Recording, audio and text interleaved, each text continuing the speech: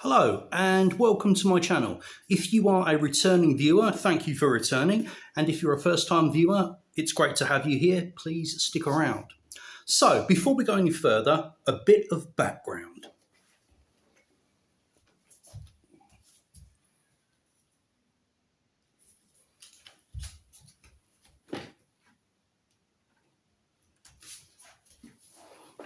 Okay, so showing you the background. Hope you enjoyed it.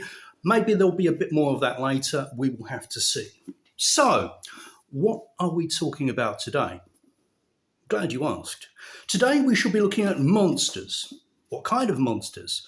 Well, more specifically, monsters from America, otherwise known as American monsters. Here we have it. American Monsters by Linda S. Godfrey.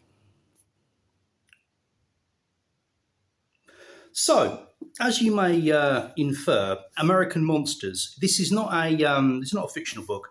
This is a book about cryptids. Okay. Now, this book is interesting because it gives us a very, very comprehensive list of cryptids. We all know. We could all run off the top of our heads a list of the most famous cryptids. Now, what is a cryptid? I'm sure everybody watching this knows, but just to give a quick bog standard definition, a cryptid, it's from cryptozoology. It's like a creature that is essentially mythical or quasi-mythical, something that people say that they've seen or encountered or worked with. But there's no hard and fast evidence that such a creature actually exists. To give a few examples, as I was just talking about, of the most common ones, well, obviously we've got the Yeti, the abominable snowman, Sasquatch. It's not sure whether these three are the same cryptid or whether they're three different branches of the same cryptid. So we've got, the Sasquatch, we've got the goat man, we've got the Chupacabra, I hope I said that right. There's the Loch Ness Monster.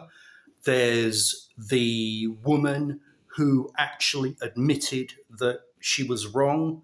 So these are all creatures that are mythical. People say that they've encountered them, they've seen them, but there's no actual proof that any of them actually exist.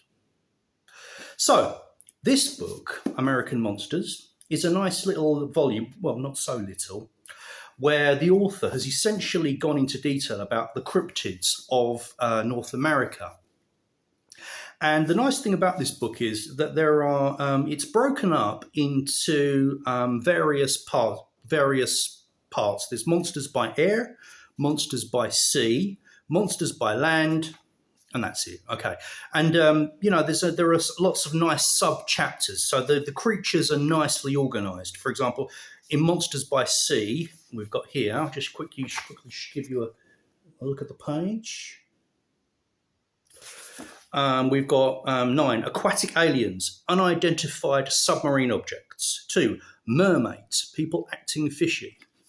And then on land, we've got, for example, in the air, we've got Bat Squatch. I don't suppose that's any relation to Batman. We've got the Jersey Devil. All right, that's a very well-known one. We've got Mothmania, the Mothman, another very well-known cryptid. So there are some very well-known cryptids here, but there are also a lot of cryptids that honestly I hadn't heard before. There are so many of them. Like, for example, can you honestly say you've heard of Little Man with Hair All Over? Sounds suspiciously like, that does sound suspiciously like someone that we've all met at some point, doesn't it? Or there's the Chick Charney. Don't ask me what these things are. I read this book a while ago and I don't remember. I'd have to go back into this book again and I'd have to have a read through it again to remember all. I mean, there's a huge number of creatures in there. The nice thing about this book is it introduces each of these creatures. There's usually a little anecdote with each one where where the author writes about an encounter that someone had with one of these creatures. And it's just I think it's a nice book for people who are interested in cryptozoology, who want to know about lesser known cryptids. And the nice thing about this book is, okay, there are so many. It's not that the author can go into a great deal of detail about each one. I mean, numerous books, documentaries, TV series, what have you, movies have featured just one of these, like Mothman. I mean, there's a whole Mothman industry. There's Mothman. There's I don't know, the goat sucker, the chupacabra.